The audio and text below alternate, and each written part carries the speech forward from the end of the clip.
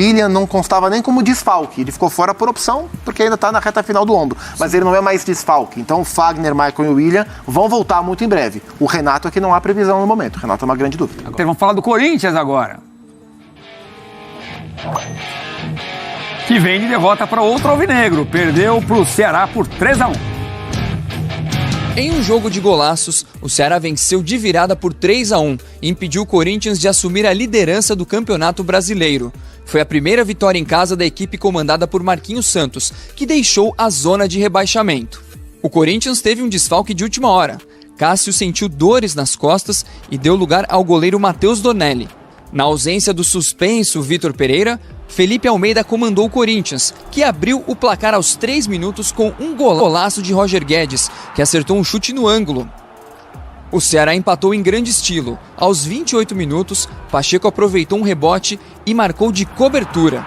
Antes do intervalo, Vina fez o gol da virada, em um lindo chute de fora da área. No segundo tempo, aos 31 minutos, Kleber deu números finais à partida, após receber um belo passe em profundidade e finalizar com força, sem chances para Donelli. Antes de mais, dar os parabéns à equipa de Ceará. Penso que foram justos vencedores. Apesar de termos entrado bem no jogo, como disse, a equipa fez um grande golo pelo Roger. Teve uma ou outra transição que podíamos efetivamente até concluir com um segundo golo e de facto a partir daí, tirando os primeiros 10 minutos, a equipa perdeu-se um bocado.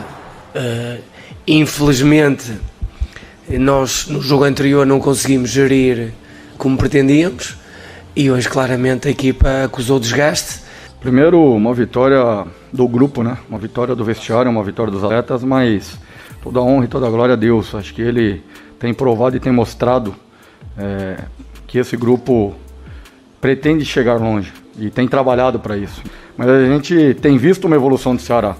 Não é um time que joga só vertical, sabe jogar com a posse de bola, sabe trocar corredor, né? Não à toa hoje enfrentou um postulante ao título brasileiro, um postulante que tirou o Boca Juniors de uma Libertadores e que se impôs, saindo atrás no placar.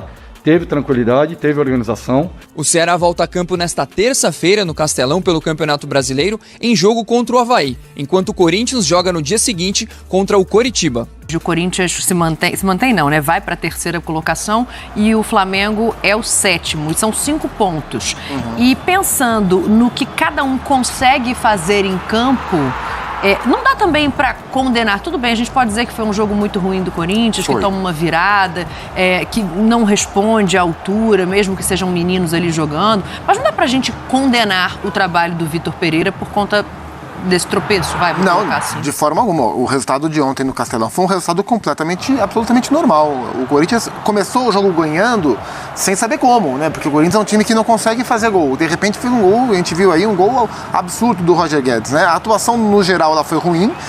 O Corinthians tem jogado mal, né? O Corinthians fora de casa sofre ainda mais para jogar bem.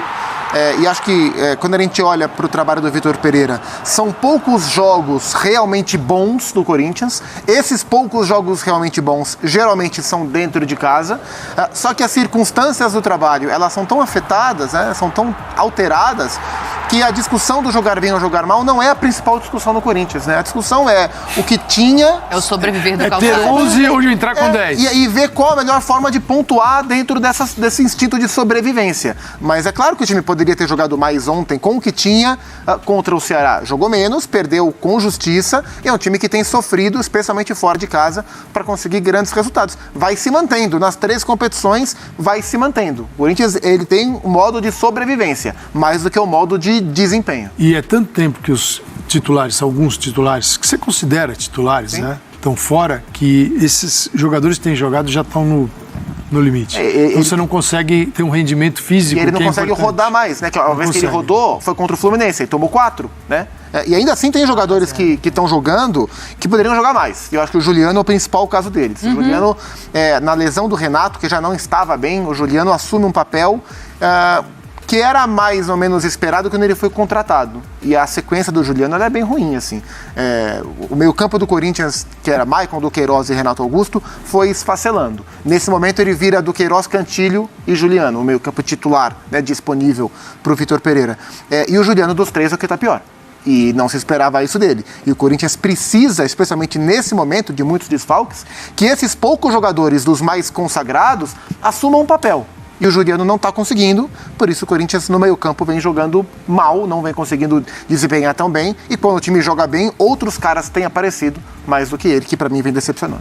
E a boa notícia é que agora, a partir da próxima rodada, os reforços podem estrear, né? Amanhã inscritos às 48 horas para aparecer no BID e todo mundo vai poder reforçar. E o Fagner e o Maicon já fazem treinos normais com os jogadores. Então devem voltar muito em breve. E no jogo de ontem, o William não constava nem como desfalque. Ele ficou fora por opção, porque ainda está na reta final do ombro. Mas ele não é mais desfalque. Então o Fagner, Maicon e o William vão voltar muito em breve. O Renato é que não há previsão no momento. O Renato é uma grande dúvida. Agora. Dito isso, quem passa na Libertadores pra gente ir embora? Mentira, pra encerrar. Isso eu pergunto no Futebol 90. Aqui é só pra agradecer. Termina, Léo, que a gente tem que ir embora. Não, era isso. Assim, 2 jogadores que chegam pra ser titulares absolutos, né? Balbuena e Yuri Alberto. Com certeza. Dá um ganho bom aí, né? 15 dias no futebol brasileiro. Vale por 4 meses. Eu tô brincando, não tem como fazer essa previsão agora. O Calçado gosta. Muito obrigada. Pena que não dá mais tempo. Agora que eu ia falar. Agora que é palpite, né, Calçado? Mas tá bom, meninos, obrigada. Beijo pra vocês. Valeu. Obrigado pela companhia, fã de